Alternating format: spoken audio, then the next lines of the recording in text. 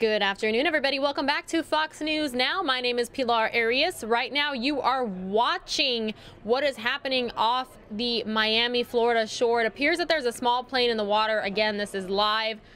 It appears like it's their version of Skyfox out there. So the shot, yes, it is their version of Skyfox. The shot could be bouncing around quite a bit here. Viewer discretion is advised. We have not gotten any word about a pilot of this plane or who they are, where they are, their condition. So viewer discretion is advised. And again, we just lost that shot.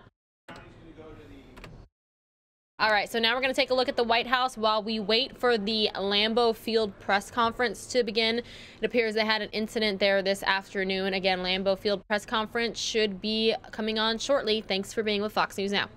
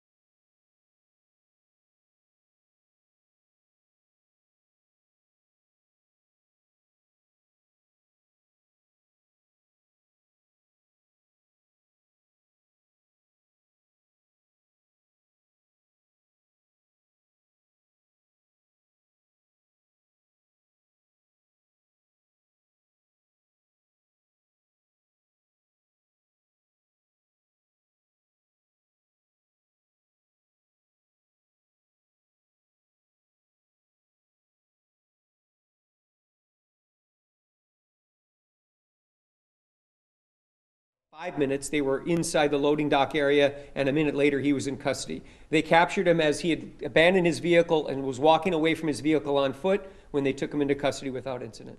After he had already chased the guy. This is after he'd already chased and after he had crashed his little Trans Am in one of the food service areas down in the loading dock. Now you can speculate to how he knew the layout of the place. I assumed he worked down there or he spent time down there, so he knew what was down there and how to get from place to place. Chief, were there still shovelers inside the stadium when this happened? I don't think so. That'd probably be a good question for Aaron Popke. If you know if there were still shovelers in the stadium or anybody still working in there? Not at that time. Yeah. We don't know. Yeah. So we'll double check that. Okay. There's a question that came up earlier about schools going on lockdown. We put out a call to lock down the schools right as soon as this incident occurred because there are several schools close by. He was in custody and the situation was secured so quickly that those schools never actually went on lockdown. That's our understanding. So we did some follow-up on that. We determined that we started to put the call out for a lockdown, but because this thing unfolded so quickly and was over so quickly, the schools never did get on lockdown. Do you know how many phone calls you got in, 911 phone calls? I know we had several, but I don't know the exact number. Chief, do you know what type of charges the suspect could face? Certainly a charge of an assault with a deadly weapon, using that vehicle to ram someone else in their car intentionally and then chasing that person with the vehicle. Certainly felony charges for assault with a deadly weapon. I don't know what the suspect's criminal history is, but it's certainly a very dangerous thing to do, and you could argue that this guy was trying to kill this former coworker. So I know you said no weapon was found, but you certainly consider that vehicle a weapon. Correct. By no weapon, when I said earlier, I meant no handgun was found, as we heard in the original call that came out. But certainly a vehicle used like this would be considered a weapon. You said Can you you know describe the a little phone. more about how far he got into the stadium? You said he didn't make it onto the field, but you said Correct. the loading dock. Right. If you're familiar with the loading dock area that has the large arm outside that keeps out regular traffic, then as you go down the ramp, you can go up another ramp, and that'll get you into a secure area. Our police detention area is in there. There's several storage buildings inside of there. So he's able to go up the secondary ramp and get into the structure of Lambeau Field and get into a food service storage area that's in there, and rammed his car into there, where he collided with some food that was being stored there. No one was hit, as I mentioned. But he abandoned his car at that point, started to walk out, and he was taken into custody by Green Bay police officers. Did he reach where Coach McCarthy and Tim Thompson parked? Did it get that far down the? I don't know where the coach parks. Aaron, No. would you know that? The answer is no. Yeah, No, I think they park in a different area than that. That loading dock is No, used to, They have two spaces. do they down there? Okay. So if, But it wasn't that far down. okay. Thank you. Chief, so right now you have bomb squad on there. Have they found anything? Are they? Right.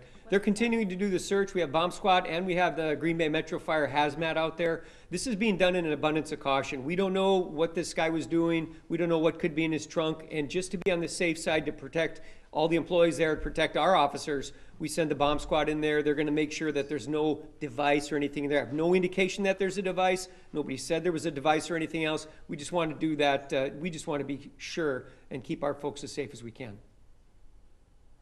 Aaron, can you talk a little bit about the Packers' perspective, reactions, how police reacted, how quickly they got this under control, that sort of thing? Sure. Are there any other questions? Anything else for me, and I'll let him step up here? Okay, super. Checking on that question regarding the shovelers too. But with respect to the incident today, the Green Bay Packers want to thank everyone with Green Bay Police Department and Green Bay Fire, Ashwaubenon, Brown County, all law enforcement agencies that reacted and are on the scene now. We appreciate their great help and cooperation. We work with them year round, as many of you know. They do a great job on game day and every day with keeping all of us safe at Lambeau Field, and reacted accordingly in this situation. So very pleased about that. Doesn't sound like it really interrupted the workday for the Packers at all. No, as Chief said, it was isolated to that area.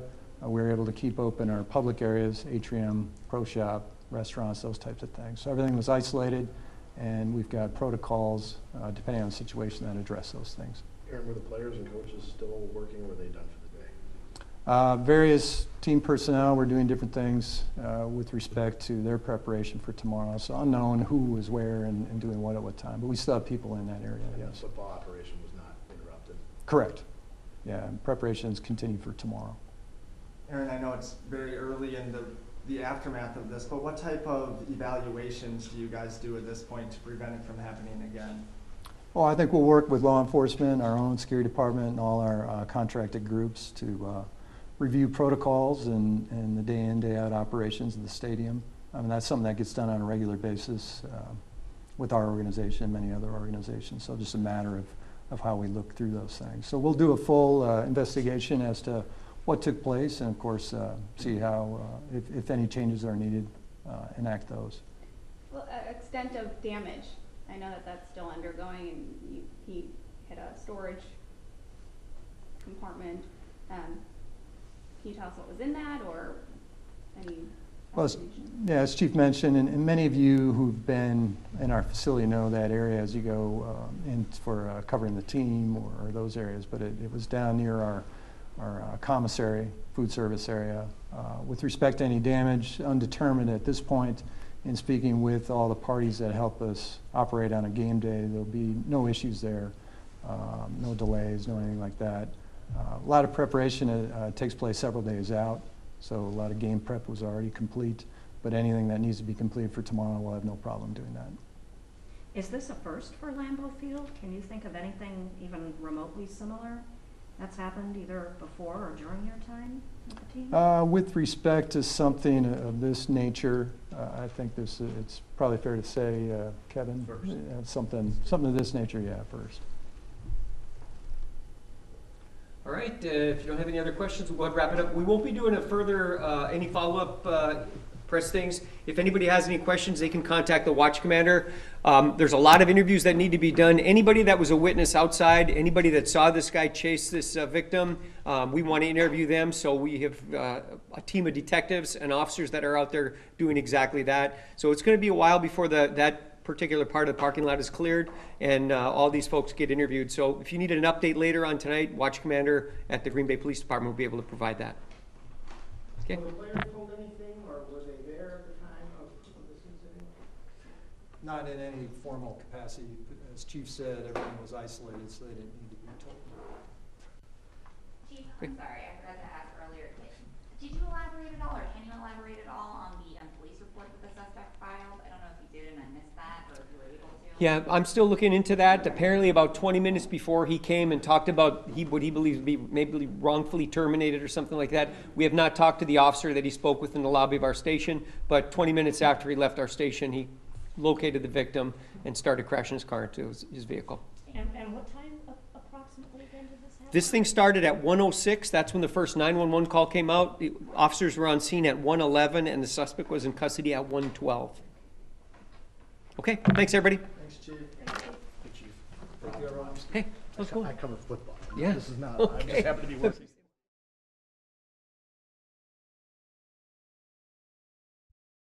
All right, everybody, let's take you out to the beautiful New York City. This shot coming from the Fox headquarters. You can see, I don't know if everybody's getting off work there or that's holiday traffic. This is a time of year a lot of people love to visit the Big Easy. You can see Radio City Music Hall there across the street and all the lights there at Rockefeller Center already lit up. Have you guys ever been to New York City? If so, what time of year did you go and why? If you have, what are some of your favorite things to do, see, eat? I know I love street food in New York City. Give me a food truck and I am there. Chicken and rice, yes please. All right, well, it was a big day for President Donald Trump. He signed tax reform into law and then he boarded Air Force One and headed towards Florida where he was greeted by a cheering crowd. Let's go ahead and recap that for you. How are you, sir? Yeah. Everybody good? Yep. You're all right.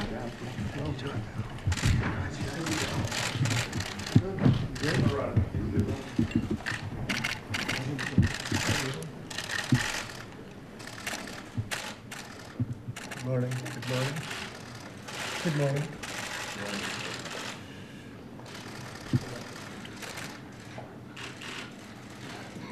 Good morning, everybody. Thank you very much for being here, and Merry Christmas, Happy New Year, have great holidays. We are going to sign some very important things today. One is a continuing resolution that very importantly gives us the right, and we are ordering $4 billion worth of missile defense equipment and missiles themselves. Very important, top of the line, best in the world. We make the best military product in the world. Nobody is even close. So we're ordering $4 billion worth of missile defense, and that will be done by signing right here and also by notifying the Speaker of the House and President of the Senate designating the missile defense as an emergency defense fund. So it's $4 billion for that and $700 million for various other military forms of equipment, and I'm very honored to be doing that. Our military has been doing a fantastic job in so many ways with ISIS, and everything they're touching lately has been working out. So we're signing that.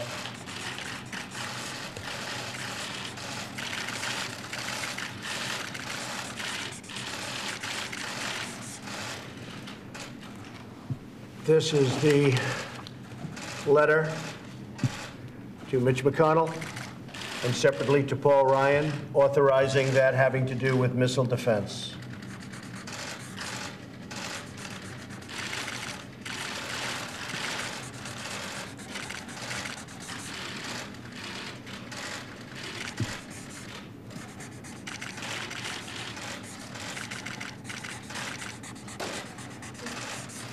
Okay.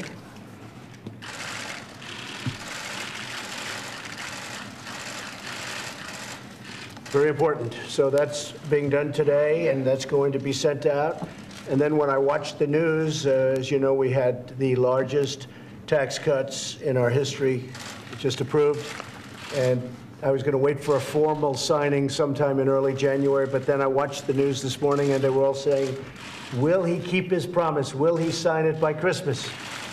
You were one. But will he sign it by Christmas? And I called downstairs. I said, get it ready. We have to sign it now. We were going to wait till January 7th or 8th and do a big formal ceremony. But every one of the networks was saying, will he keep his promise? Will he sign it for Christmas, before Christmas? And so I immediately called. I said, let's get it ready. As you know, $3.2 trillion in tax cuts for American families, including the doubling of the standard deduction and the doubling of the child tax credit. The typical family of four earning $75,000, we see an income tax cut of more than $2,000. Many much higher than that, slashing their tax bill in half. And they're going to start to see that because we're signing today. They're going to start to see that in February. The numbers will speak. One of the big things that happened, you have some great companies. I want to thank AT&T, who actually was the first out of the box, and Boeing and Sinclair and Wells Fargo and Comcast, even though they own NBC, which is not so nice to the presidency or the president. But Comcast also, they all have made tremendous contributions to their employees and tremendous contributions to spending money in this country because of the tax bill. And they all said that it's because of the tax bill. So they're making tremendous investments. That means jobs. It means a lot of things. And we're very happy. So that's AT&T, Boeing, Sinclair, Wells Fargo, Comcast, and now many other companies, as you see. In fact, just this morning, I see 3 more companies came on. A friend of mine, Bob Kraft, called me last night. He said this tax bill is incredible. He owns the New England Patriots, but he's in the paper business too. And he said, based on this tax bill, he just wanted to let me know that he's going to buy a big plant in the great state of North Carolina, and he's going to build a tremendous paper mill there, or paper products plant. And I've had many calls such as that, where people that are entrepreneurs, people in business, they're going out and they're going to buy, frankly, factories that are closed, abandoned, and now they're not going to be abandoned any longer. This is having an even bigger impact, faster than I thought. The corporate tax rate, as you know, will be lowered from 35% to 21%. That means that more products will be made in the USA. A lot of things are going to be happening in the USA. We're going to bring back our companies that they've already started coming back. I think they had certain confidence in me. They figured we were going to get this done, but they have already started. Something very important to me, the family farmers and small business owners who lost their business because of the estate tax, most of them won't have any estate tax to pay. It will be a great thing for their families. You can leave your farm to your family. You can leave your business, your small business, to your family, not even so small, because the numbers are pretty big here.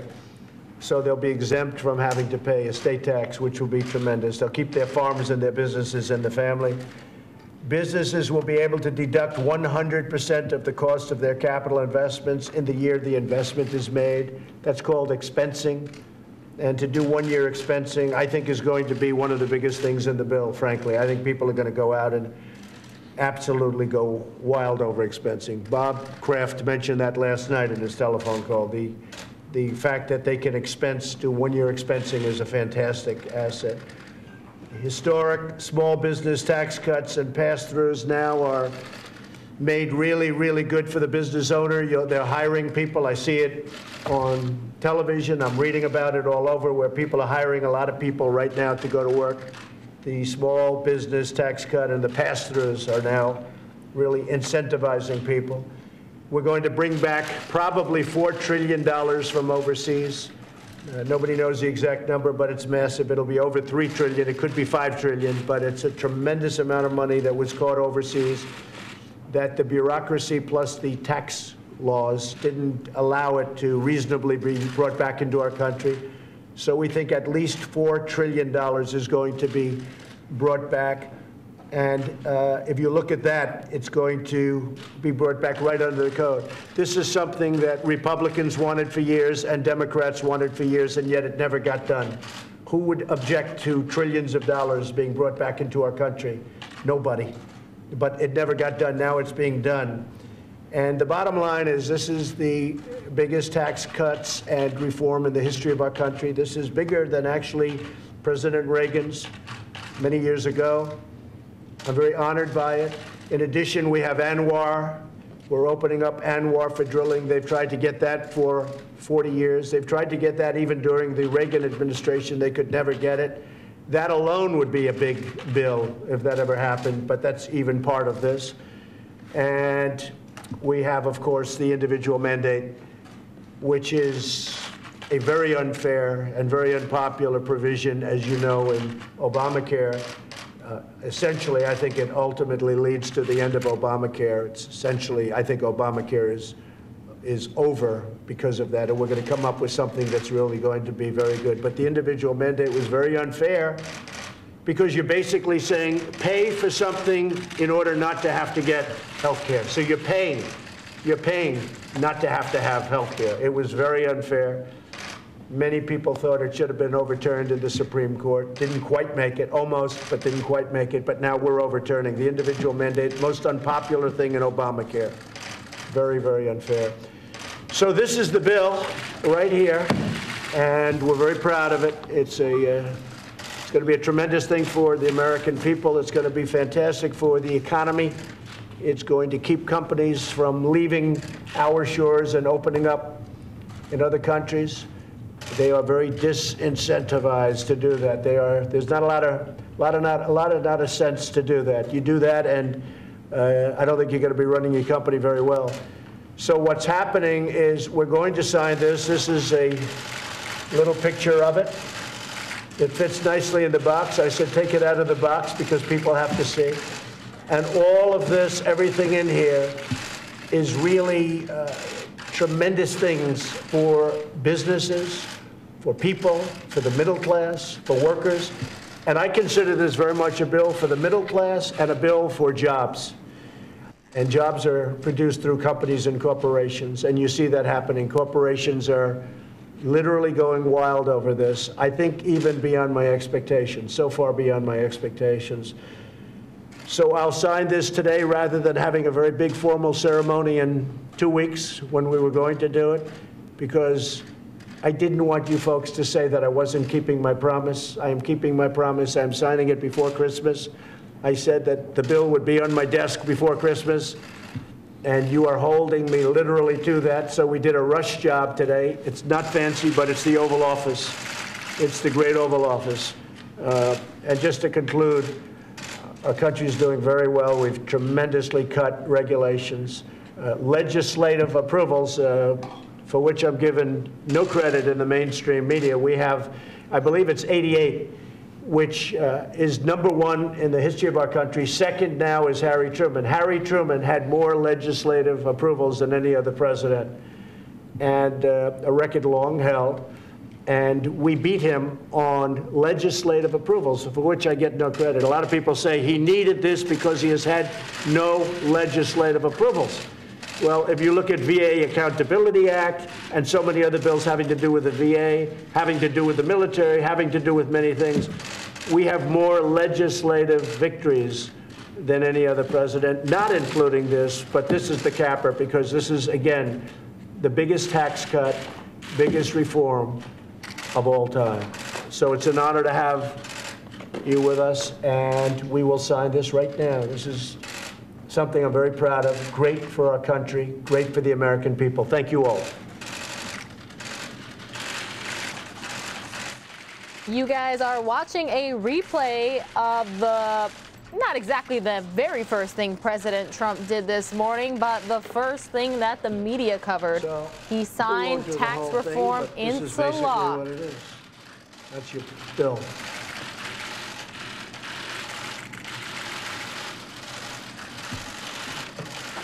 And I want to thank some people in particular that aren't here because, again, we expected a formal ceremony in 2 weeks. But Mitch McConnell has been fantastic. Worked so hard. We would speak at 3 in the morning and 2 in the morning, and we would speak whenever we had to speak. But he worked so hard, and the exact same thing can be said for Paul Ryan. They are very proud of this, and we're already seeing the results. And as I said, long ahead of schedule. Paul Ryan, Mitch McConnell, thank you very much. Orrin Hatch, the chairman, made a beautiful speech the other day in front of the White House. An absolutely brilliant, beautiful speech, and we appreciated it, and I appreciated it. Hard-working. Kevin Brady, I don't think he slept for months. It's almost like that's all he did was this. Mike Enzi, Senator Enzi. Diane Black. Rob Portman, the group of Rob Portman. Rob worked so hard, so knowledgeable on the subject. Pat Toomey, likewise. Tim Scott, likewise. John Thune, likewise. These people work so hard, and I don't know if they're given the proper credit. And the whole Senate, when I say the Senate, unfortunately, the Republicans in the Senate. Democrats don't like tax cuts. They want to raise your taxes. They don't want to lower your taxes. They want to raise your taxes, and they want to spend money foolishly on things that we don't need in many cases. So we're cutting taxes, we're taking care of our military, and we're taking care of people. And we're really doing a job on jobs. So these folks have been so fantastic that I had to call them in. And plenty of others, believe me, Republicans in the House and Republicans in the Senate have been incredible. So this is what we got. We had it. It was all set to go. As soon as I got back from Christmas, where we'll be working in Florida, I'll be working very hard during that Christmas because we have many things we're talking about, including North Korea, including a lot of things happening in the Middle East, as you know. We've made tremendous strides, obviously, in Syria with ISIS. We've taken back virtually all of the caliphate, all of the land. Same thing in Iraq, and we're making tremendous strides. It's sort of the unwritten story right now, but since my speech on Afghanistan, we're making tremendous progress, tremendous strides. We've opened it up, and it's a whole different world in Afghanistan, I can tell you that. So I'll be working very hard over the holidays. Again, I want to wish you a very Merry Christmas. I have some beautiful pens over here, and because all of these folks are either continuing to work down the road or getting ready to leave, and I'm sure they'll be working very hard also.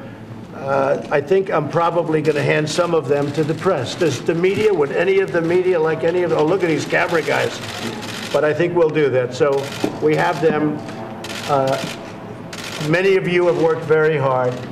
Many of you have worked very, very fairly, and we really appreciate that. So here you go, folks. You want the box with it or not, huh? Mr. President, can you talk a little bit about how much you'll travel to sell this tax? I don't think I'm going to have to travel too much to sell it. I think it's selling itself. It's becoming very popular. But I think you'll see something on February 1st when they open up the paycheck. That's when you're going to start to see it, because by signing it now, it kicks in for this year. Remember, if we didn't make a certain date, it wouldn't kick in until next year, meaning the following year, 19, and I wasn't happy with that. So we worked very, very hard to make sure it was this year. Even language originally said the corporate would kick in 19, but we didn't do that. We have it kicking in now, but we had to sign. So I don't think we're going to have to do much selling. I think the corporations that are giving billions and billions of dollars away to their workers, and many more are coming, I think that's really what's selling this, maybe better than anybody could, including myself. But I think come February, when they open their checks and they see, wow, what happened? I have a lot more money in here. I think that's really going to be something very special. So have a great holiday, folks. Some of you folks take, I in particular like the boom holders. They were so nice to me the other day, right? And the cameramen. Mr. President, and the cameramen. Mr. President, as you mentioned, no Democrats have supported this tax cut legislation. Thanks, everyone. Will they regret it? Hi, everybody. Good afternoon. Pilar Arias here with you. We're doing kind of a replay of the day's top stories. All eyes on President Trump today as he signed the tax reform bill into law, as you just saw. Then he boarded Air Force One for Florida. Next, I'm going to show you how he was received in Florida. To some of you, it might be a surprise. To others, not.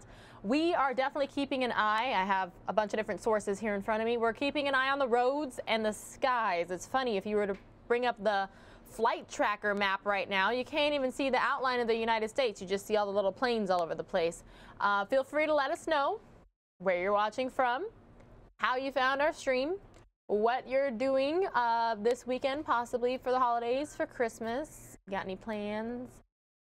We always love to hear from you viewers. So yes. Did you know that we're on social media? We're on Twitter, we're on Facebook, obviously we're on YouTube. I don't know if YouTube's considered social media. But anyway, remember, if it is happening, if it's breaking, we have it here for you on Fox News Now. If you're in the Phoenix area, majority of Arizona, we air on Fox 10 Extra, which is channel 45 if you have rabbit ears, cable channel 9 if you have cable. And so, yeah, let me show you President Trump's reception in Florida earlier today. Again, President Trump arriving in Florida right now, spending the Christmas break and New Year's most likely at Mar-a-Lago.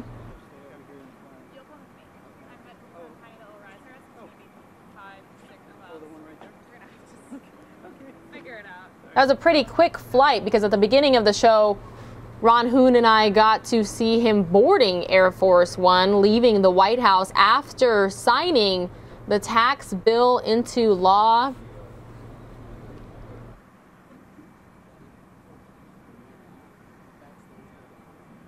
Air Force One just arriving there.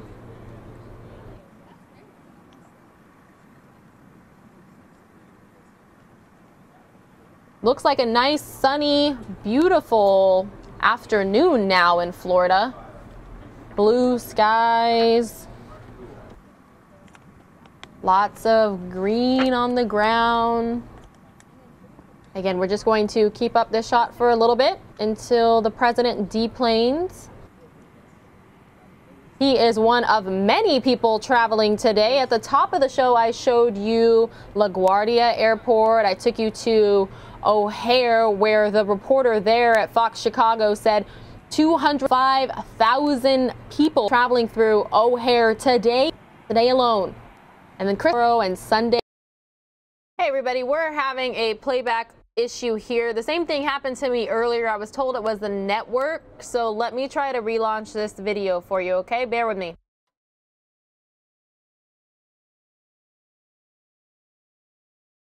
Maybe some airlines, holiday. And you, Dallas's holiday. And you, Dallas. All right, I'm going to allow you to take a live look at the White House while I try to fix this for you. Again, all eyes on Congress this week as they passed tax reform, and then they passed the bill to extend government spending. So we kept a close eye on it all for you. Still trying to get that playback of President Trump arriving in Florida, so bear with me.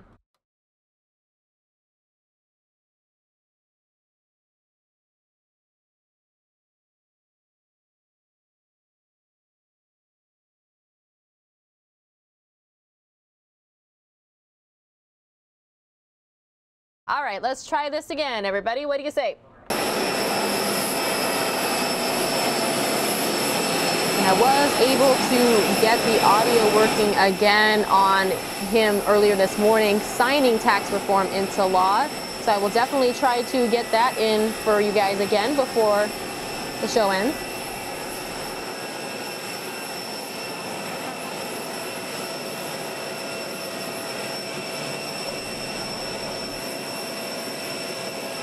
Great, from signing a major legislation to Christmas vacation for the president. We're also keeping an eye on the UN this morning, expected to vote on new sanctions for North Korea.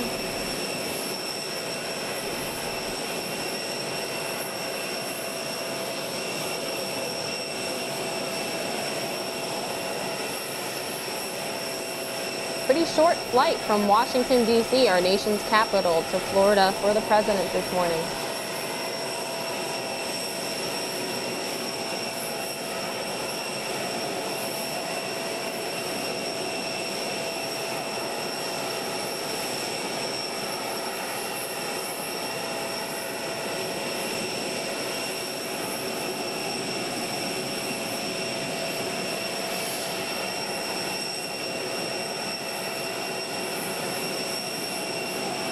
Here comes the stairs up to the plane, Air Force One.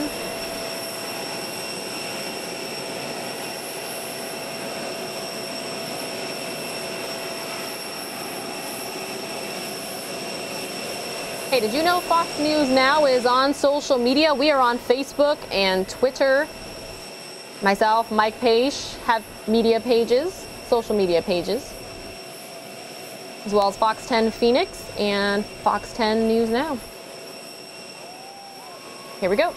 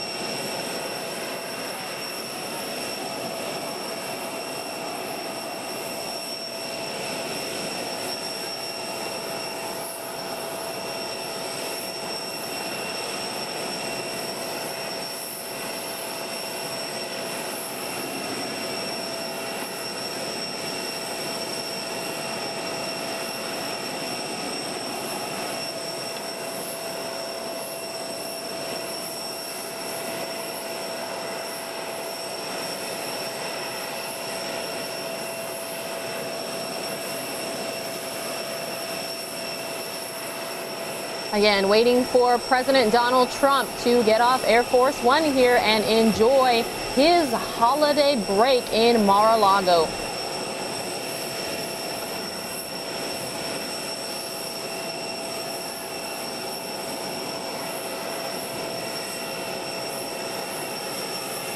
He did sign tax reform into law just this morning prior to departing for Florida.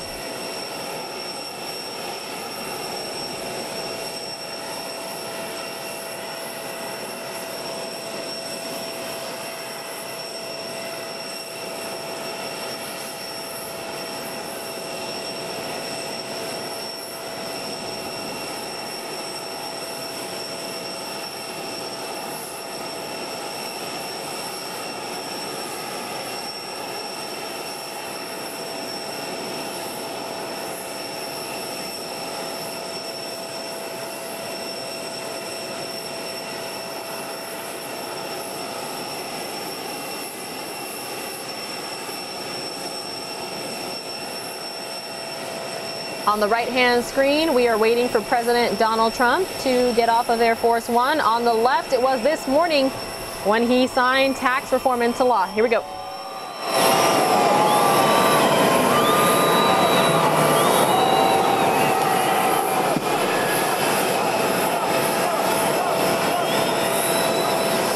We can hear cheers for President Trump there in the background at the airport.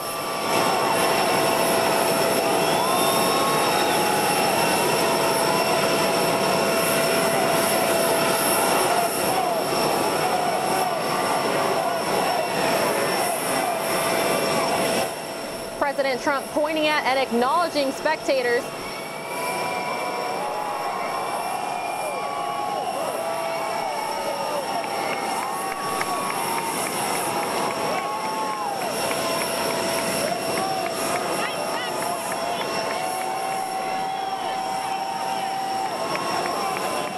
Lots of cheers for President Trump in Florida as he gets off of Air Force One.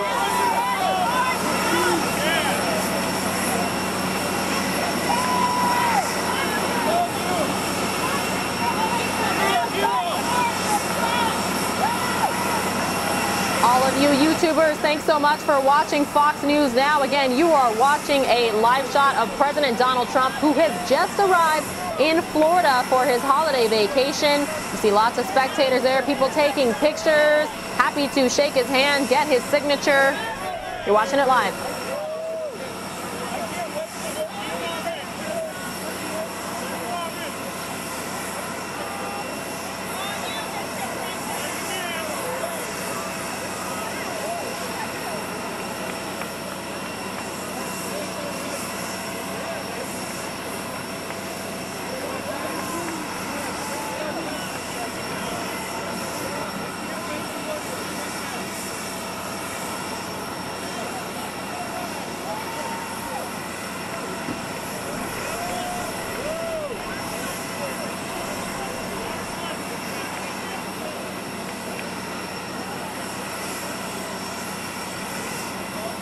Continuing our coverage of President Donald Trump in Florida for his holiday vacation this weekend. He just arrived on Air Force One.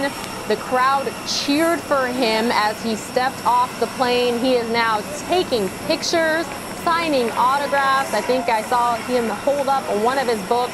You see signs there that say, "I love President Trump. Thank you, America," with pictures of the president on them. Certainly a very welcoming crowd there in Florida. We're going to keep an eye on this for just a little bit. It's always nice to get to see the president outside of the White House.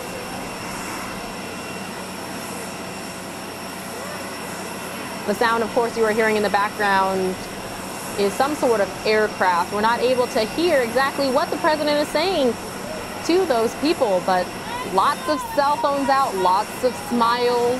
Does look sunny in Florida. There we got some sunglasses. Look at that, an old school digital camera. Don't see those very much anymore.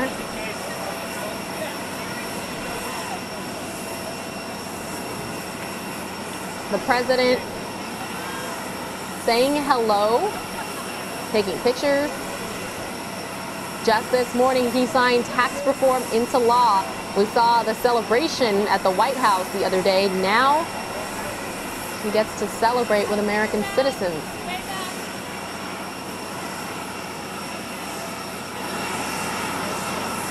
See a young boy there.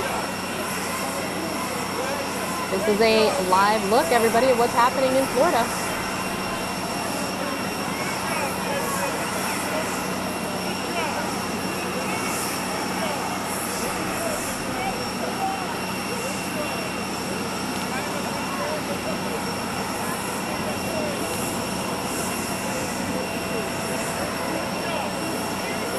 President Trump, one of many gearing up for the holiday weekend here. Can you believe how quickly Christmas came?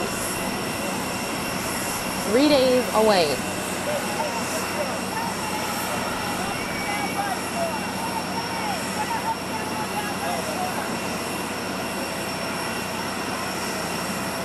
See a sign there that reads, I see the heart and what looks like to be America. It's kind of blowing in the wind there or folded together, can't quite see it, but man, would you look at that. A Make America Great Again hat. I think he's signing it. Another Make America Great Again hat there in the background with a flag pin attached to it. Again, there were cheers as President Trump stepped off of Air Force One in Florida.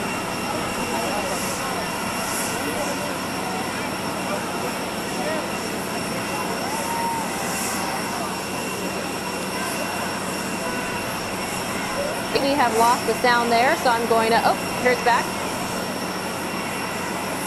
Quick little technical glitch. President's still there in Florida.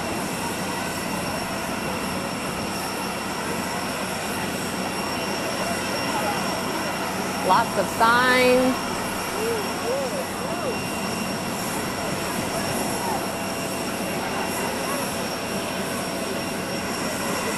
President well received there.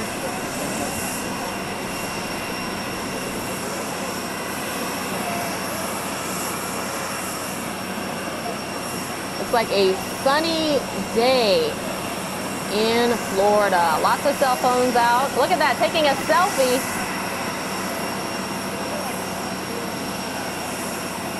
Wonder how long he's going to spend with the crowd. Still signing autographs. That looks like possibly a newspaper article. Lots of people holding out hats.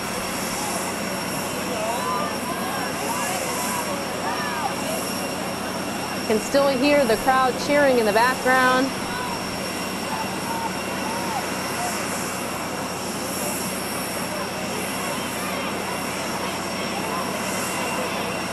Hey, thanks so much for watching Fox News Now.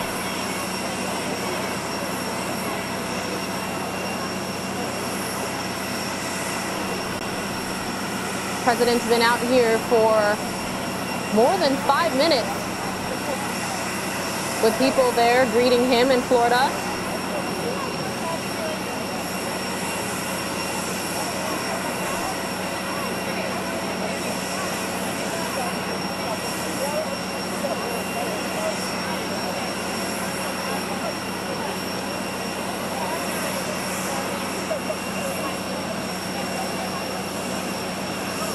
Just want to keep an eye on this because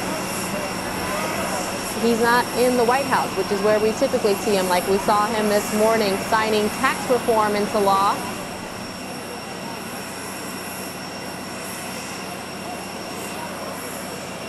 Again, President Trump in Florida, ready for his holiday vacation, taking pictures.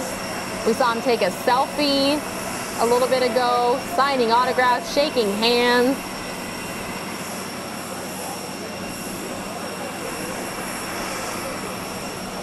That's probably a dream come true for a lot of people to meet the President of the United States. Look at that picture there. That looks like that was just taken. Maybe it was taken somewhere else and they decided to get it signed now. Wow. With technology, you never know these days how quickly something can print out.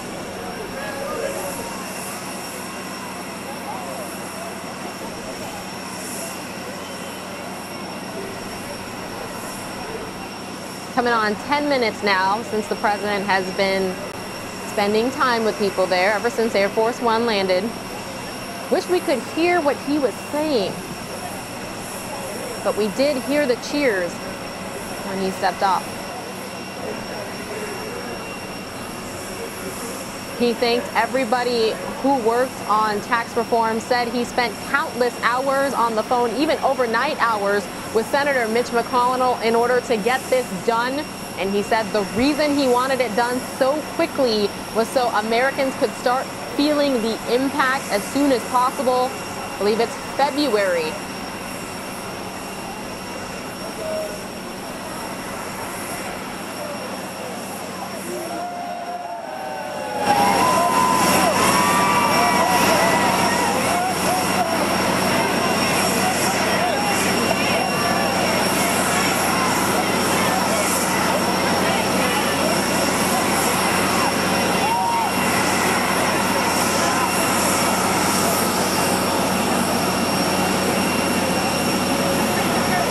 president, of course, has his security team there with him. But what a reception for him in Florida. Kind of a great way for him to kick off his vacation. Still signing autographs. Look at that. Red cap there.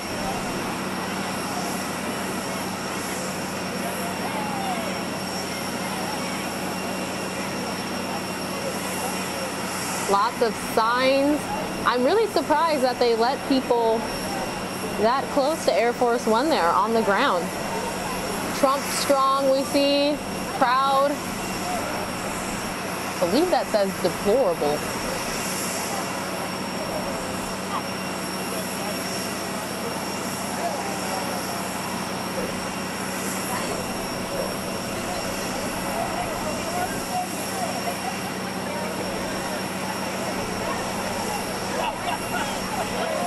More than 10 minutes now since the president has been there with people.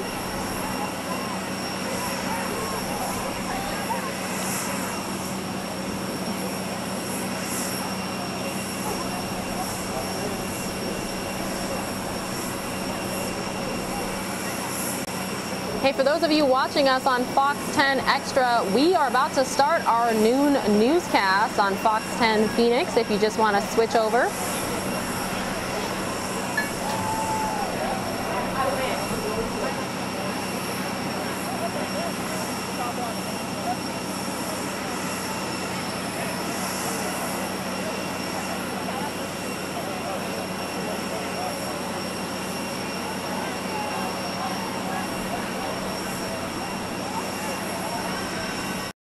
Everybody, that was earlier this afternoon in Florida, right before noon here in Arizona. We followed President Trump a lot today, from the White House signing tax reform into law to departing to go to Florida to when he actually arrived in Florida. Yeah, it's been a day full of President Trump watch. Hey, we are also keeping an eye on for you the roads here. Told you for travel. This is I-17 in Phoenix. You're taking a live look. It's we haven't heard it's exactly the busiest travel day of the year, but it's got to be one of them, right? What do you guys think? So earlier there was some sort of traffic snafu. I'm not sure if that vehicle on the right-hand side there is a tow truck under the sign. Anyway, if you're not familiar with Arizona, Interstate 17 is what connects Phoenix to what we call our high country. So, yes, there are parts of Arizona where it snows. Yes, we have mountains and skiing and snowboarding. Some sad news the other day, they were actually saying at Snow Bowl they only got 2 inches of snow, but they were celebrating because 2 inches is better than nothing, right? Hey, I like hearing from you guys on the chat, or I guess reading you guys on the chat. Let us know what your plans are for the weekend. If you're traveling anywhere, are you going by car, by plane? Anybody coming to visit you? What was on your Christmas wish list? I mean, I'll tell you right now, real-time live numbers on YouTube, there's 90 of you watching. And I know you all would like to say something. I reply when I can.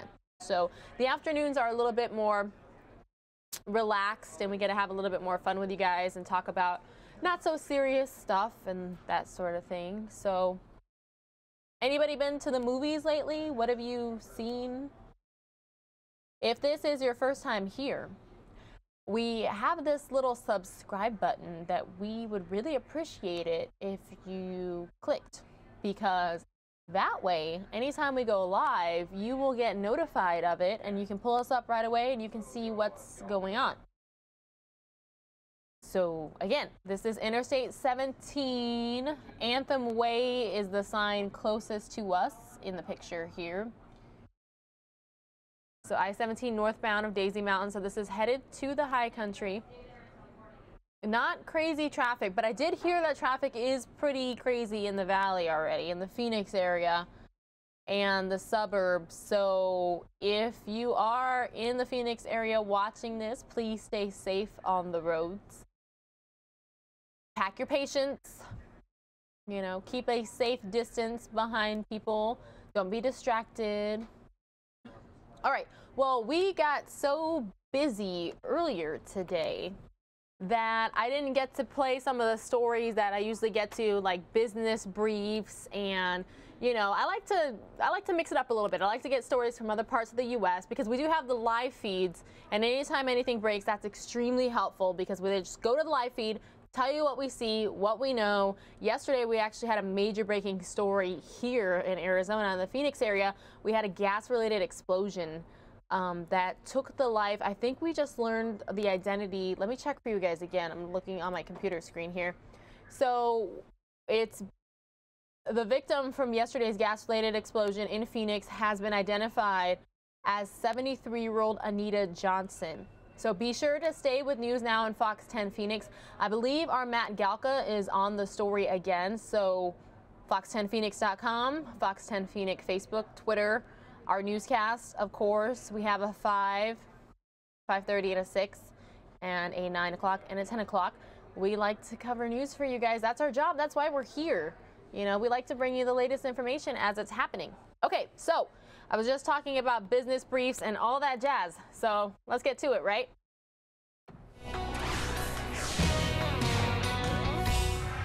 Google parent company Alphabet said Eric Schmidt will step down from his position as executive chairman in January. It's an unexpected move. Schmidt will transition to a role as technical advisor and will continue to serve on Alphabet's board. Google didn't give a specific reason for the change, although the Wall Street Journal reports that his transition had been discussed for about a year. First, Apple admitted it intentionally slowed older iPhones down, and now some are taking legal action. A proposed class action breach of contract suit was filed by 2 consumers through a Los Angeles lawyer, saying they never consented to allow Apple to slow their older iPhones down. Previously, Apple said the slowing was deliberate, an after effect of software designed to prevent blackouts. Apple's iOS mobile operating system is designed to avoid unexpected shutdowns on older phones, and this in turn can slow the phone. Speaking of Apple, as millions of travelers head out for the holidays through crowded airports, Apple Maps app has a useful feature to help navigate through airport terminals. The indoor map will let you see what's near your gate, the hours of operation for restaurants, and as you start walking, the information updates visually to your new locations in real time. The map app also shows you how to get to security checkpoints, check-in desks, and baggage claim carousels. That's business. For more, log on to foxbusiness.com. In New York, I'm Tracy Carrasco. Hey, Tracy, thanks so much for that report.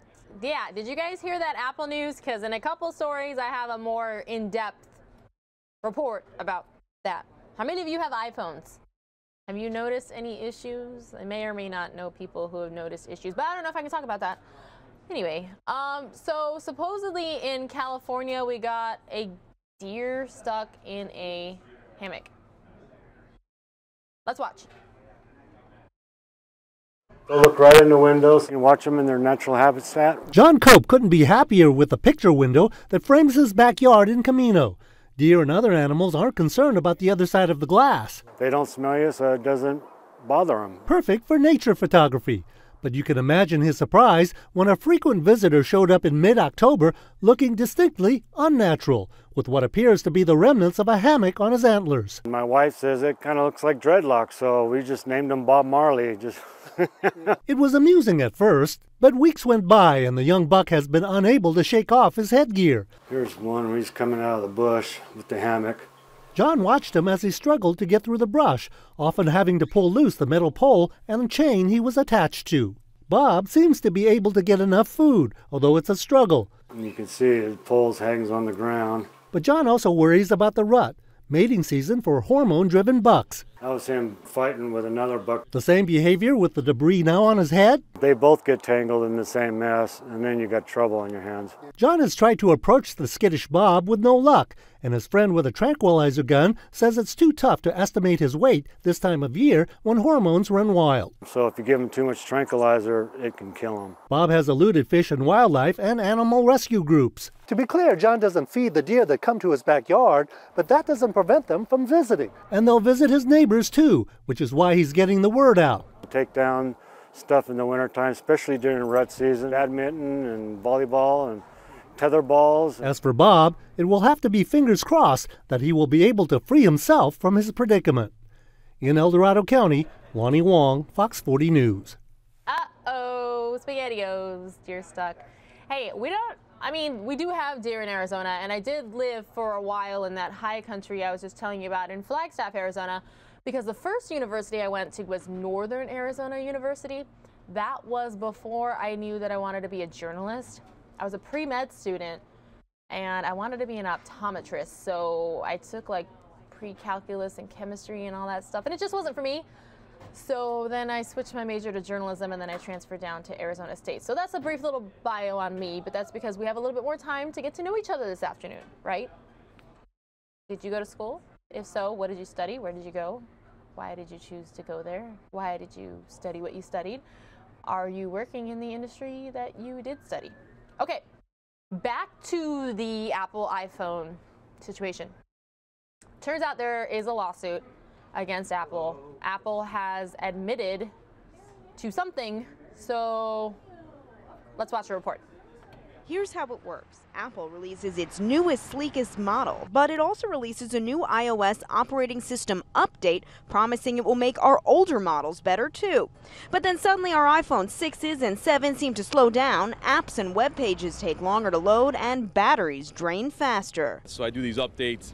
Then next thing I know, my battery's dying, and like it's going from like 90 to 70 to 50 to I'm bugging out. Anecdotally, it definitely is slower. I have a 6S, and it's kind of disappointing. So many of us decide it's time for a new phone, and we trade up. If you think it's all part of Apple's grand plan to keep you buying the latest and greatest, you're not alone. I definitely feel like they have pulled a fast one on me. I had my suspicion about it. This has sort of been like a tech urban legend for a long time, that Apple has been slowing down phones for sort of like a forced obsolescence. So you're compelled to upgrade your phone. Now Apple has admitted it is slowing down the iPhone 6, 6S, SE, and 7 with its new updates. That's crazy. But the company says it's not to make you buy a new phone. Apple says it's implemented power management features in older phones to improve performance and prevent sudden battery shutdown. Tom's Guide editor-in-chief Mark Spoonhour. I believe them that they are trying to help us out in the sense that they're trying to make the phones that we have last longer, but the trade-off is that you're getting slower performance. It's a ploy. Attorney Colin Jones isn't buying Apple's explanation, and neither are the two clients he's now representing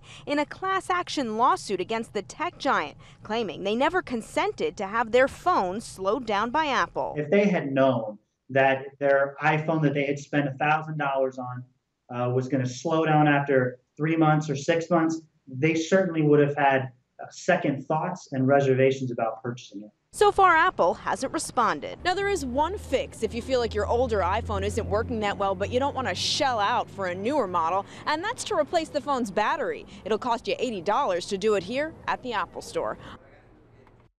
Here's how it works. Apple releases its newest, sleekest... All right, guys, so what do you think about that? Somebody in the chat said actually something really hilarious, but I can't repeat it. But yeah.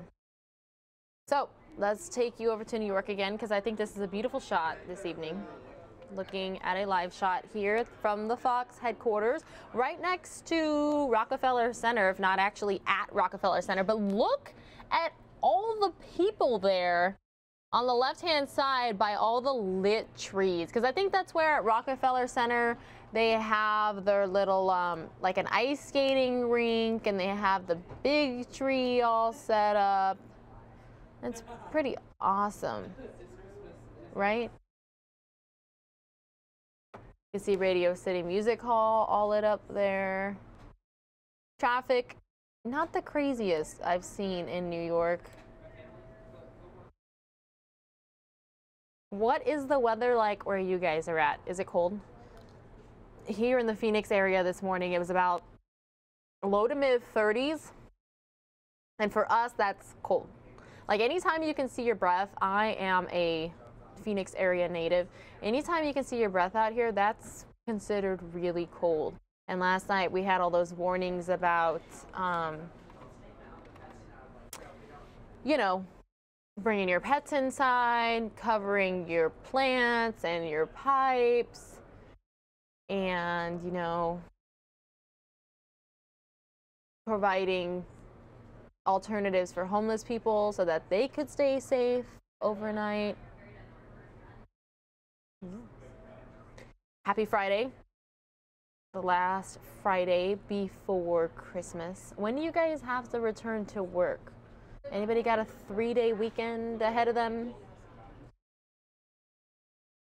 We had a couple feel-good stories out of Phoenix today. One by Anita Roman and one by Corey McCloskey. So I would like to play those for you guys, if that's okay. Outside of Haig's Jeep in Mesa with the Assistant Police Chief, Tempe Police. Huge community effort, if you will, to get a very, very special van for a very special Valley girl. Absolutely. It all started with a live shot, Fox 10, where we advertised that we were doing this fundraiser for Jasmine to get her a van to help get her to her appointments. We did a garage sale. We had people come out from the community just because they saw us on the news, came out and donated, and that really gave us the momentum to move forward. With the money that we had raised, we didn't get enough. But we came and met with Mr. Al Heggs here at Heggs Auto Group, and we asked him if he could close the gap for us. It was over $10,000, and he said, I'll make it happen. And he did, and we're seeing Jasmine right now, who's 12 years old, who's able to now get in and out of this special van on her, and she has muscular dystrophy, that wheelchair weighing over 300 pounds. And so it's been difficult for Mom to lift her. And so now she's going to be able to take her to her doctor's appointments and other activities on her own. Absolutely, absolutely. The family had a van that they really just took out the middle seat, and we're loading her in that van, and it really wasn't designed for this. So now she has a van where they can take her to her appointments safely, and there's seats next to her in the van where they can monitor her when she's being transported. So it's perfect. It is. It's a really, this is what the holiday is all about. Back to you guys. That was such a sweet report. People coming together to help a disabled little girl just warms your heart this time of year. As Anita said, just such a happy, feel-good holiday story. People helping people. Do you guys donate to any charitable organizations or volunteer your time? Or, you know, have you ever been at a soup kitchen? You know, I've been a reporter, well, journalist, and I say that because I've worked in television, I've worked in web, like, you know, like web producers and that sort of stuff, all the content management systems and all that jazz. I know HTML, and back in high school I learned how to build PCs, but I don't think they're built the same anymore, so I don't think I could do that again. But yeah, I've been in this industry for a while. I've worked in television, I've worked in web, I've worked in print. Yeah, I worked for a newspaper. And so I feel very fortunate in that regard that I kind of have experience in all the fields. But you know, when you're new in this industry, you are more than likely working the holidays. And my journalism career, I kind of traversed Texas. I was in Texas for 5 years. I started in Beaumont, Texas, and then I came back home to Arizona for a little bit, and then I went to El Paso, Texas, and then I went to San Antonio, Texas. But I definitely spent those holidays at, you know, food kitchens, Thanksgivings, Christmases in particular. But, you know, it's always nice to think about others and to help others, you know. All right, so Corey McCloskey filed this specific report for News Now. I'm going to play it for you. Let me know what you think. Morning again, you guys, and love being on News Now and filling you in on what's going on. This is one of our favorite events of the whole year. We're here at the W. Stephen Martin Police Toy Drive. 32 years of matching up police officers with families. And you take a fellow like this guy. Officer Samudio, right? Yes, sir. How are nice you? to see you. Great, thanks. I won't take much of your time, but can you tell me a little bit about the family that you are working, not anything super specific, but who are these kids and what's going to be happening on Christmas? They really are very special families that maybe need a little bit of extra help or assistance, and we simply like to help them out and make them feel very welcome and loved. And who is on your list? Boys, girls? What do you got? Mix. I have good boys and I have little girls as well, between the ages of 7. I got them up to, I believe, 14 years old as well. Wow, and how many altogether are you shopping for? I have 7 kids. Oh my gosh! Yeah. Your cart's not even. Where is your cart? I got a helper there. You need a semi-trailer. All right. Well, thanks again for keeping us all safe. We really appreciate it. And boy, I love coming out to see this event every year. And boy, this drive this year will give away its 5 millionth toy. I would love to see that pile of toys over all of these years, but in 32 years, you're certainly going to make a lot of people happy. Now, the good news is we've got all kinds of options here. First of all, classic. Sorry. Everybody loves it. Here, Connect 4. Are you pretty good at Connect 4? I'm great at Connect 4. Really? Yeah. Like sort of a varsity level? Yeah. A lot of people don't have the brain for it. I mean, it's a very specific skill set. Since I was a kid, so yeah. Oh, I like that. Maybe you'll be on the tour someday. Maybe. All right. Well, again, from the games to the dolls to puzzles, it's all here. I mean, it's really an enormous toy store that isn't going to cost these families a thing. And these officers have so much fun doing their shopping. They get a list of children from families who really need the help, and they're great at it. Oh, boy. And, you know, there's no one like the police departments to organize something and make it snappy. Well, that'll do it for us, you guys. There's lots happening all day long here at the W. Stephen Martin Toy Drive. 32 years, still going strong. Hey, Corey, thanks for that. We always love when other members of the Fox 10 Phoenix team get to be on News Now, whether it's with me here on set, like we always have Ron Hoon when we start our 10 a.m. show on Extra. Again, my little plug, Channel 45, Cable Channel 9. And then, you know, we've had Stefania up here talking about passwords. Like, I think, you know, they just put out a report this week saying that people still use things like 1, 2, 3, 4, 5, 6 as their password, or password, or even the word QWERTY, which, if you notice on a keyboard, is the first top 6 letters on the, you know, the top left. QWERTY. You know, it amazes you sometimes, but it's still happening, and so that's why they're warning you not to do that. And it's never too late to change your password. That way hackers can't get into your accounts. There's passwords for everything, for your email, for your social media, for everything, anything requires a password. So, yeah. All right, what is everybody up to? Some of you said it's cold where you are. Are you drinking hot chocolate or coffee or eggnog or I don't know. Are you looking forward to the next few days? If so, why? Are you relaxing? Do you have a lot planned? I have a lot planned. Matter of fact, watching Corey's report right now, looking at all those toys, talking about Connect 4, kind of took me back to my childhood a little bit. But actually, when I was a kid, my favorite game was Pictionary.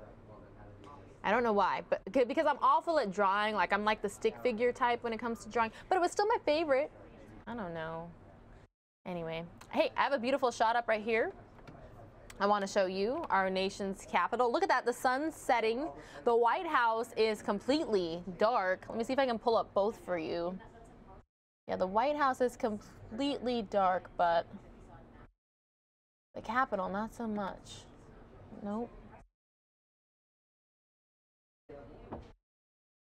All right, here we go. Now I have both of them for you. Take a look at that. Same city, right? One of them, it's completely dark. You can see all the lights, and the other one, you've got the sunset there. Have you guys ever been to D.C.? I went when I was in 3rd grade. Some of you may have heard me say before that my dad is a Vietnam veteran, so he had like a reunion. And that was actually my first time I was on a plane. I was 8 years old, went to D.C. Remember, I was 8.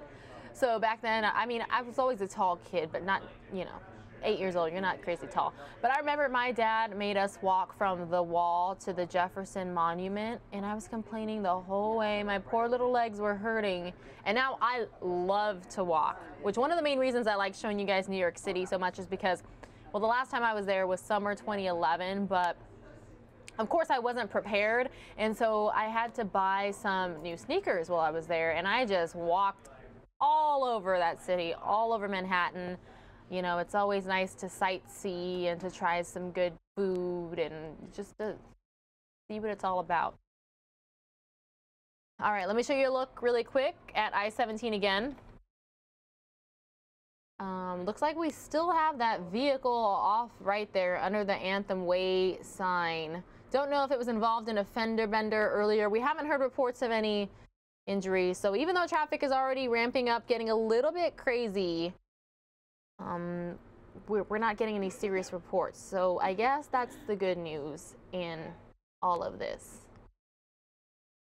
All right, well, earlier today, Senate Majority Leader Mitch McConnell held a year-end press conference, and I'd like to replay that for you all. So let me know what you think about his response to reporter questions.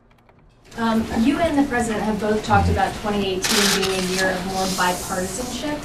What areas do you see as ripe for bipartisanship, and have you had conversations with your Democratic counterparts, and do they share your view on that? Well, I think one thing I can say about this year, it was pretty partisan. You know, most of the things that I mentioned, not all of them, but most of the big things I mentioned were done largely on a partisan basis. There's not much you can do on a partisan basis in the Senate at 52-48 or at 51-49, which will be the number for us next year. I don't think most of our Democratic colleagues want to do nothing, and there are areas, I think, where we can get bipartisan agreement. Let me give you a couple examples. Chairman Mike Crapo has come up with a revisitation of Dodd-Frank to give some relief to smaller financial institutions who were the sort of the collateral damage of Dodd-Frank. It had nothing, they had nothing to do with 2008. It has a lot of Democratic co-sponsors. What is it? Does anybody know, 10 or 12? It was 10. I think it was 10. 10. Well, you can do the math. That's an item I'm almost certain going to call up. We have a commitment on a bipartisan basis to address the DACA issue. And there's a working group with composed of people of widely diverse views on immigration. And I've said to them if they can come up with an agreement that the administration is comfortable with, and this includes Senator Durbin is in the group, and people on our side who have very different points of view about it, we'll devote floor time to that in January as well. So we're going to be looking for areas of bipartisan agreement because that's the way the Senate is. There are only a few narrow exceptions, as all of you know, to that principle in the Senate. Nominations and reconciliation, that's about it. Otherwise, you need to have some kind of bipartisan cooperation. Yeah. So you talked earlier in the year about the president sort of being new at this. You've obviously gotten a lot more done the back half of the year. What do you think he has learned about working with the Senate? What have you learned about working with this president and this White House that has changed over the course of this year? Well, I think we've established a really good working relationship. You could sense this tax exercise kind of brought everybody together because we knew we were not going to have any support on the other side. We worked together seamlessly, and I think we go into the new year with a high level of confidence in our ability to work together with the administration and to have similar priorities. Leader, what about, much was made in the closing days here about addressing the military spending, the chances of maybe lifting those defense sequester caps. We know that the sequester, particularly in defense, has been a problem since 2011.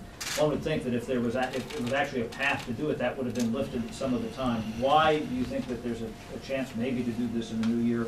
And if not, what happens? Well, I hope we can, because earlier this year, in one of our partial funding bills, we did break out of the 50-50 symmetrical approach to this that our colleagues on the other side had been insisting on, that for whatever dollar you increase defense beyond the sequester, you'd have to increase domestic by a dollar. We broke out of that back in the summer, and I hope we can continue that, because the defense has actually been hit harder under the Budget Control Act than domestic programs have. So, and I think there's an urgency there. So it's not that we don't intend to help on the domestic side, but I hope our friends on the other side, like they did last summer, will recognize that defense has a greater need and was further behind as a result of the sequester. Manu? Just to follow up on Garrett's question, in the summer, you had a pretty tense period with the president. He publicly criticized you. You had what's been widely reported as a pretty tense phone call with him in mid-August. How specifically has your relationship evolved since that point? What was that point like? And secondly, when you have spoken to the president, has he ever brought up his concerns or anything about the Senate's Russia investigation? Yeah, well, with regard to the president's tweeting habits, I haven't been a fan until this week. I'm warming up to the tweets, actually. With regard to private conversations we've had, I don't have any observations to make about that. Yeah. Other than the information that was released last night, what is the Senate doing to address sexual harassment? Amy Klobuchar and Richard Shelby are working to come up with proposals for us to make improvements, and we look forward to getting their recommendations, and we're addressing it on a bipartisan basis. The House Speaker Ryan is holding listening sessions with members. He's making this a priority. Is there anything? Yeah, as you know, we already passed earlier on a bipartisan basis a requirement for mandatory training. In fact, I did that yesterday. And so we're moving forward aggressively to see what our shortcomings are and to address them. Yeah. Mr. Leader, at least one member of your conference wants to take another shot and repeal and replace Senator Graham. What are your thoughts on launching another reconciliation vehicle early next year to try and address that? Well, I wish them well. The Graham-Cassidy proposal, they intend to obviously continue to work on. And my view of that is, as soon as we have the votes to achieve it, I'd like to do that. The only observation I made yesterday that you may be referring to is 51-49 is a pretty tight majority, but I'd love to be able to make more substantial changes to Obamacare than we have. But it is important to note that the individual mandate tax is gone when the president signs the bill, as I understand he may do today. This is a requirement that people buy insurance that they don't want and don't need. And that was one of the pillars of Obamacare, and we've gotten rid of that. I'd love to see other changes, and we're going to be moving to bills that have enough votes to pass. And so I encourage Senator Graham and Senator Cassidy to keep working on it. They're very enthusiastic about it. As a follow-up, Cheryl. Senator McConnell, in the House, Speaker Ryan has been talking, I think, about welfare reform, entitlement reform. What's your outlook for that on the Senate agenda?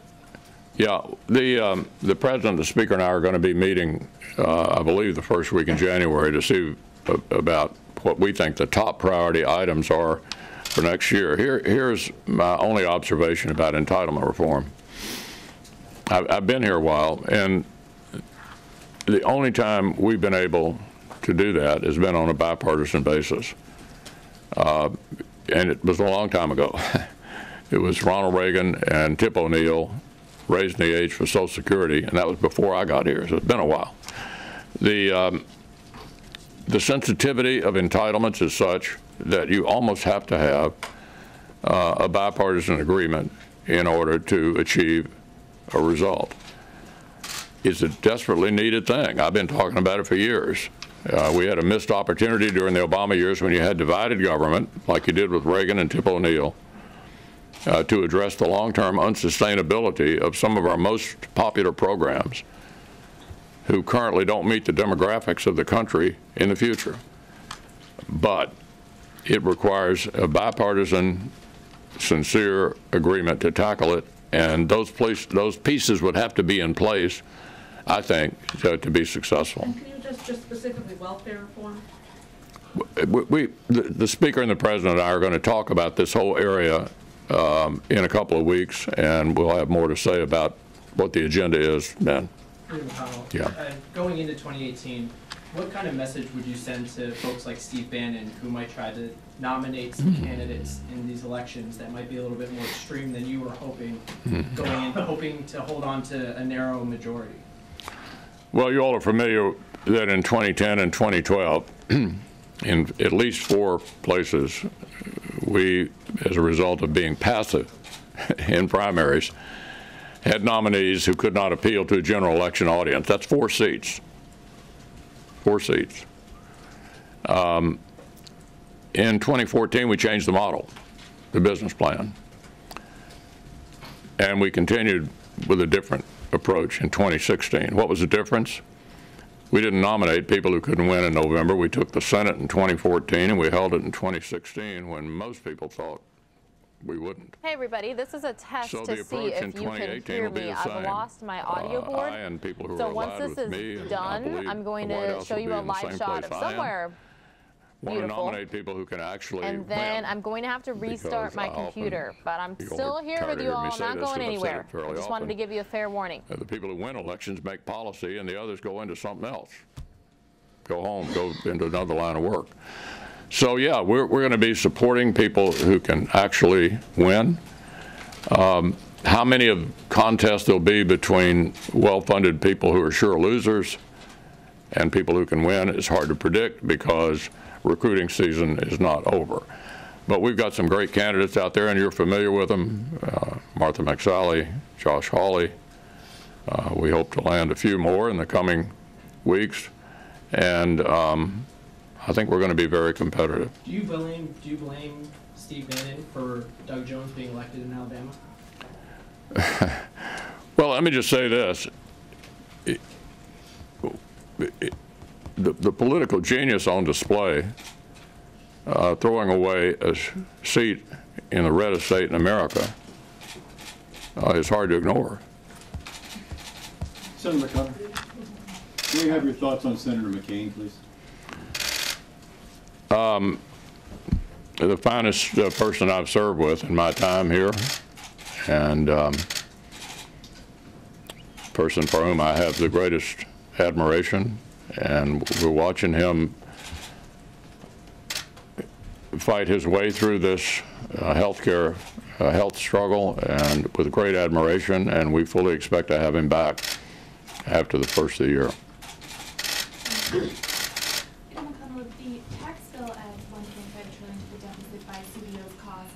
We expect a budget cap deal next year and disaster relief that doesn't have offsets. Are you concerned about the impact this is having on the deficit? Well, I believe that the budget that Bob Corker and Pat Toomey negotiated, which allowed that deficit, will be closed if we can grow the economy 0.4% over the next 10 years. 0.4% will close that gap. And so I don't believe it's going to be a deficit. I believe it'll be at best, at least revenue neutral. And if the economy responds in the way that we believe it's about to, and there's signs that that's happening already, I don't think we'll have any trouble closing that gap. Yes, sir. Mr. Leader, what is on the tax forecast for next year? What kind of policy are you going to be looking to pass? Extenders or disaster funding or technical corrections? Well, they're just kind of a potpourri of year-end things that were, in the end, not addressed yesterday that we'll have to turn to in January, and we'll work most of those out on a bipartisan basis and pass what we need to pass. Yeah. On immigration, do you personally support a pathway to citizenship for Dreamers, particularly if it's paired with border security or other enforcement measures? Are you asking me? Yeah, well, look, pathway to citizenship for I think you all are familiar with the fact that I'm pretty supportive of legal immigration. The Secretary of Transportation came here at age 8, not speaking a word of English, and among many other aspiring immigrants, has realized the American dream. But there are improvements we could make in the legal immigration system. And what I hope comes out of this, we've been gridlocked on this issue for years. What I hope comes out of the opportunity the President's given us by saying you've got 6 months to redress the DACA issue, which most of us feel needs to be redressed, to do some other things in connection with that improve the legal immigration system. And one thing that I do think needs to be fixed is chain migration. So, but I'm prepared to look to this working group with Grassley and Durbin and Flake and different people of different points of view to come up with something that improves where we are, solves the DACA problem. And once they can do that, and the President's open to this as well, because we want to have a signature, we don't just want to spin our wheels here and have nothing to show for it, then I've said to my colleagues, we'll spend floor time on that in January. Yeah. Would you like to see the Senate Intelligence and Judiciary Committees wrap up the Russia investigations well before the midterm elections so that it doesn't get politicized as part of the campaign? Well, I'd like to see them wrap it up when they finish.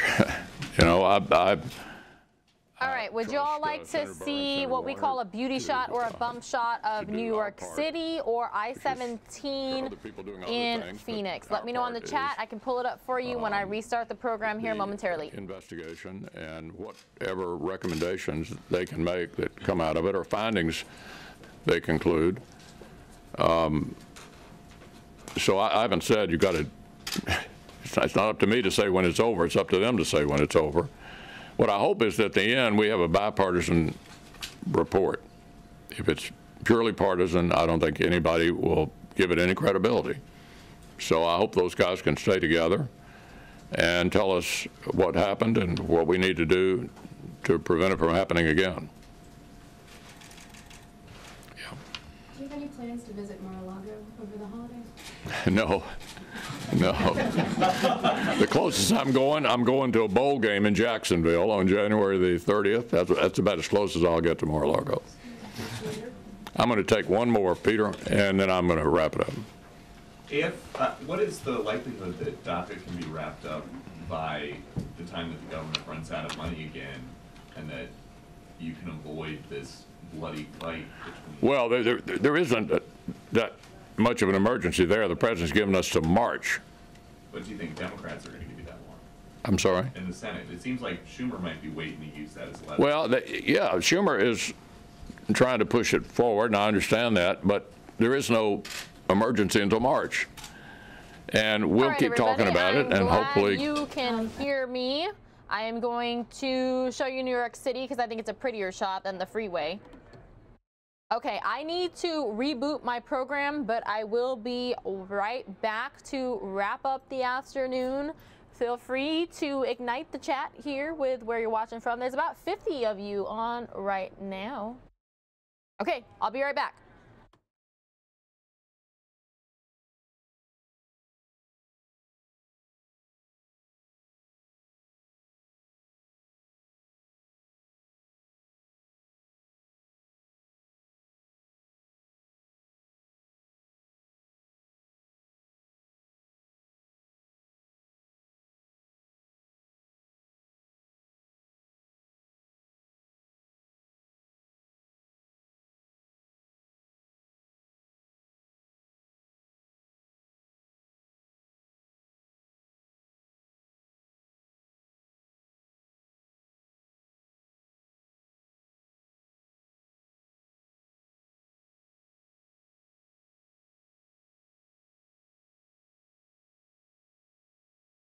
I'm still here with you. Here we go. I got everything back up and working. Yay. Sorry, the YouTube went black and color bars for a second there. Let's get this back up for you. Okay. Hopefully This gets back to normal here. I know the audio is working again, but I'm trying to get you guys to see my picture. There we go. Yay. Okay. Don't know what's up with the camera, because normally we can see the yellow on those trees, but now the lights look white. But look at all those people. How do you guys do it in crowds? Do you like crowds? Do you avoid crowds? Has anybody ever been to New York, Times Square in particular, for New Year's? I've heard that you're like out there all day for like hours, and like, how do you use the restroom? And, you know, like, can you hold a spot for a friend in that circumstance? Can you be like, hey, I'll be right back? When I visited New York City, again, summer 2011, I know it was really hard to find a public restroom. So anyway, feel free to let me know what you all are doing this Friday ahead of Christmas, even what you're doing Christmas.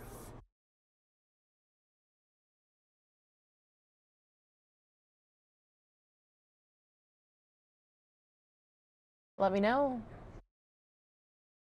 Wow, I can't get off of this picture because of all the people that are there. I mean, there's people there on the left by the lit trees. There's people there across the street on the right. Do any of you like to watch the Christmas Day parade? There's a store in particular who does it every year, I think. I know for sure they do Thanksgiving. I don't know about Christmas. Let me Google that really quick.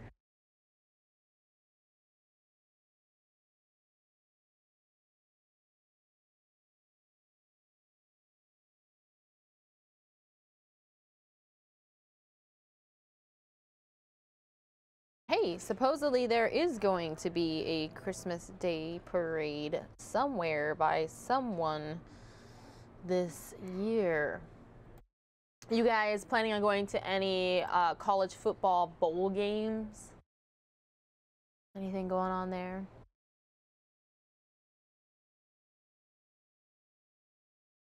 Look at all the taxi cars. Has anybody ever done ride sharing in New York City? Anybody? It's pretty quiet this afternoon here, just before 4 o'clock in the Phoenix area. Keeping an eye on everything for you. Looks like it's 42 degrees in Chicago. I'm not sure if that's right this second.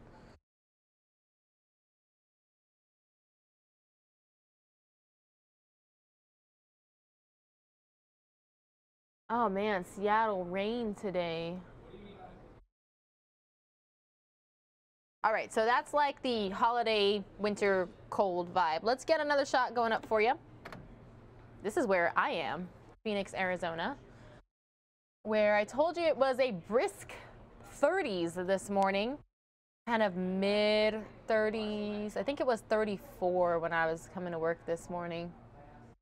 I don't know if that's like cloudy, foggy, smoggy, not quite sure. You guys ever been here to Phoenix? We have a lot of major events coming up soon here in late winter, early spring. If you're a baseball fan, there's quite a few games out here. Not sure I can give them a plug per se, but yeah, if you're a fan of sports in general, we've got quite a few things going on out here. Trying to decide if I want to replay for you guys the plane in the water near Miami earlier today, because we didn't get any like confirmed information as to what happened.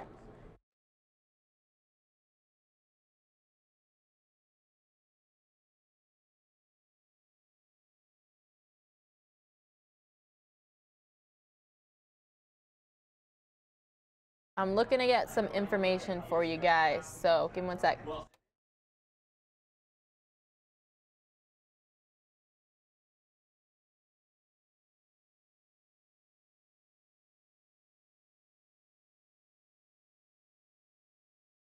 All right, I found some information for you. I've never been to Miami, so let me get this video ready for you. All right, here we go. So this is video, obviously, of a small plane in the water near Miami.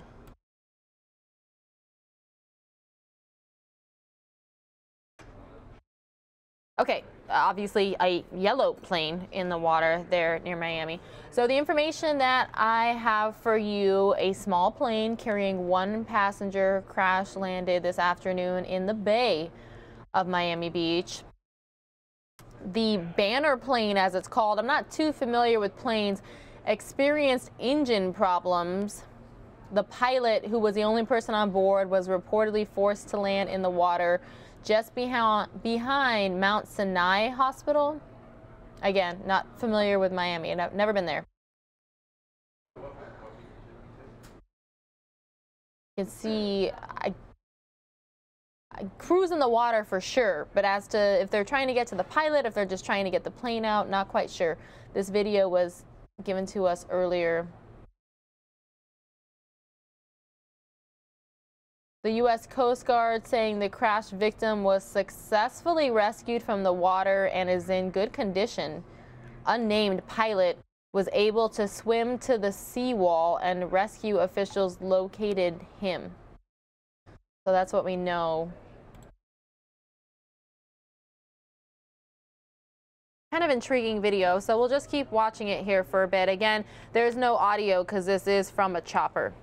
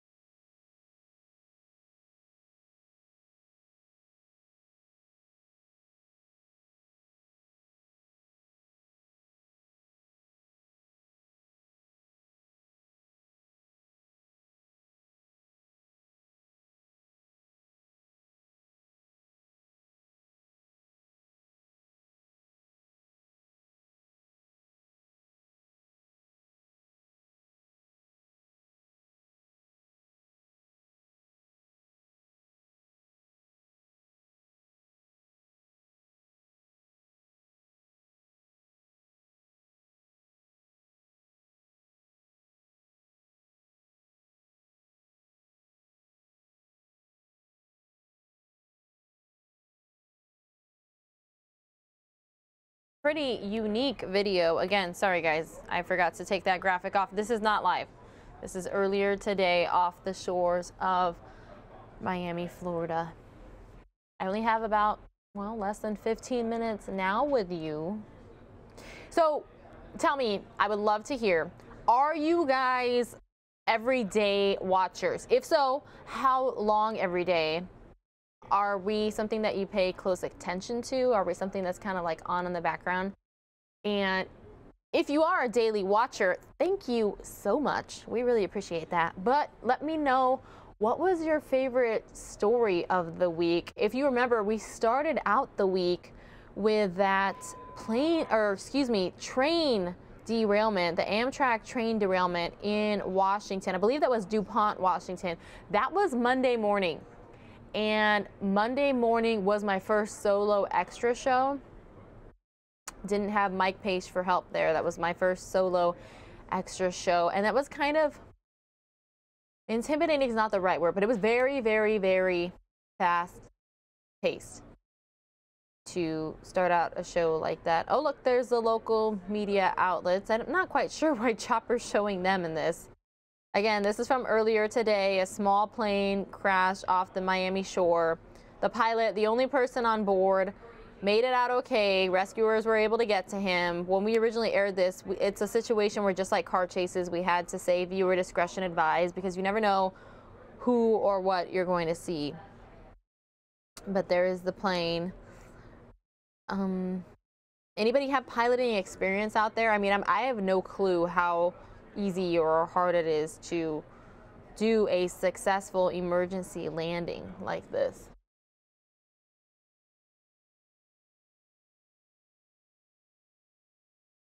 But, yeah. So then we went from the train derailment at the beginning of the week to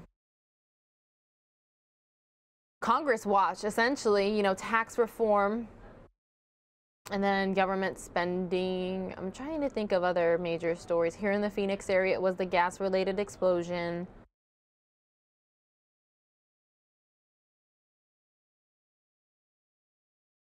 What happened in your communities?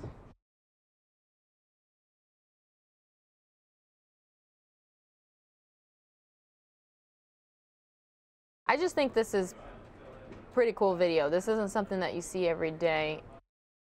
And pretty cool in regards as to that it's unique. Fortunately, happy ending here. Nobody hurt or killed. Again, nobody hurt or killed. This is from earlier today.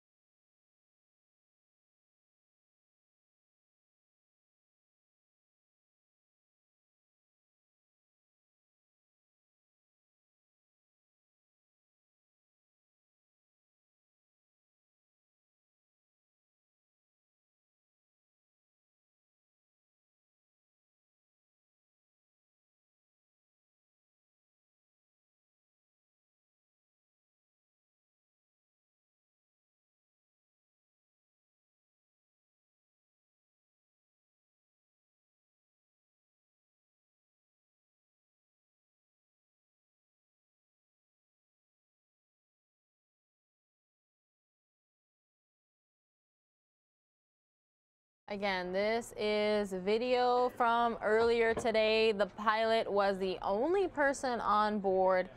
He is okay. He was pulled out of the water by rescuers.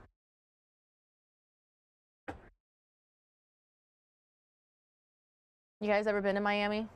I haven't. It looks nice and sunny out there this time of year. I think a lot of tourists head out that way.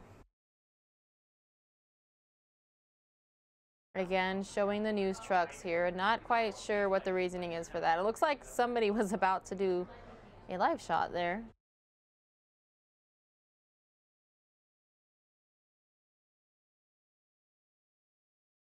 We were on President Trump watch for much of the day, and then the news kind of slowed down. I think a lot of people are in holiday mode, though, already. The pilot is fine. I see some of you saying, rest in peace, pilot. The pilot is fine. He survived. We did have viewer discretion up earlier, but we know that everybody was okay in this circumstance, so we don't need to have it up for you all anymore.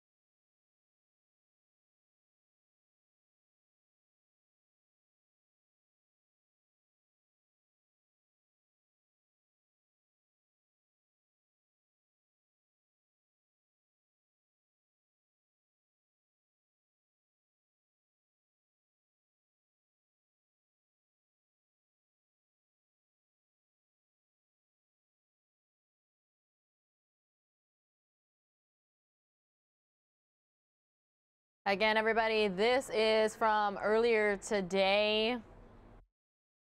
off the shores of Miami. Nobody hurt or killed. I watched this point earlier, but I didn't see how or if they actually pulled the plane out of the water. But this was an emergency landing. Obviously, the pilot did things right because he survived. So good news there.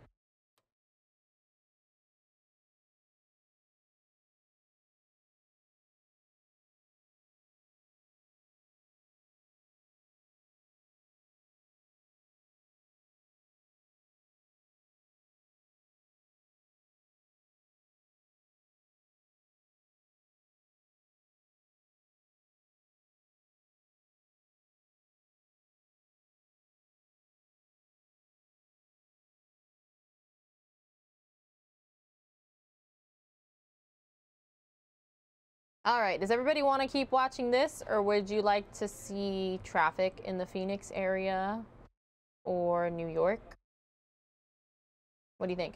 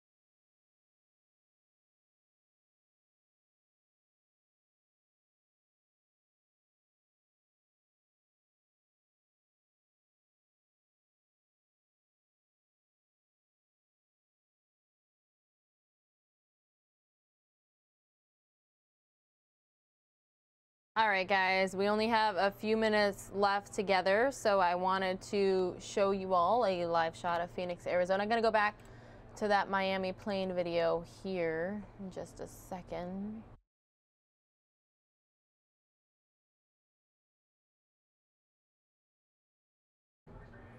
All right. Hi, everybody. Pilar Arias here. Hey, wrapping up my last couple minutes here, I just want to thank you for always tuning in to Fox News Now, whether it's on air, Fox 10 Extra, which is channel 45, cable channel 9, or you watch here on YouTube, or you see our Facebook Lives on Fox 10 Phoenix and watch there, or you're on fox10phoenix.com and click from it there. We really appreciate it. We get live streams from across the nation. And when things happen, I mean, that's why we call it News Now. You're getting it the second it's happening when we can. We bring it to you live. We tell you what you know. Sometimes we don't know a lot. And we describe to you what you see. Like yesterday with the gas-related explosion, myself and Troy Hayden let you know what we were observing, what we were hearing from our reporter that was out there at the scene. Really appreciate everybody's patience since, you know, wrapping up my 3rd week here already. Wow. Time flies when you're having fun. And it is so much fun being with you guys live every day. I mean, how many people get to do this? So, again, I asked what were your favorite stories of the week? It had its highs and lows for sure. Congress watch, President Trump watch, the latest out of Washington with the train crash. That was one of those situations where it was very fluid, where we first heard that reports of up to 6 people were dead, and then later it was down to 3, but dozens injured. You know, shut down Interstate 5 out there for a while. They're going to have to do overpass repairs and bridge repairs and track repairs and interstate repairs. And, you know, our thoughts are certainly with everybody. Want to wish you all a Merry Christmas. We will see you back here on News Now on Tuesday. If you're traveling, be safe. Again, the video you're watching is from earlier today in Miami, Florida, where the pilot had to make an emergency landing and was rescued, so he is okay. And I'm going to take you to traffic as well. Anytime you guys see me looking down, I'm trying to control the video feeds and everything else. So here we go. Interstate 17 in Phoenix moving smoothly. We did have what appeared to be like a fender bender or some sort of wreck earlier that was off right there. The freeway was actually shut down for a little bit, so perhaps it was more major than a fender bender, but we didn't get any information on it. So hopefully everybody was safe there. Not quite sure if they're going to get a white Christmas in Flagstaff. But hey, again, let me bring me up here. Thanks for being with us this week. Hopefully you join us next week. Tell your friends and family members about us. And subscribe if you haven't already to News Now.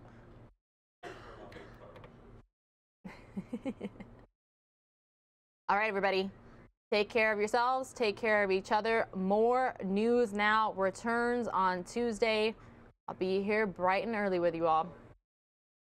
Take care. We'll take you back to, let's go to New York. I like that shot. All right, everybody.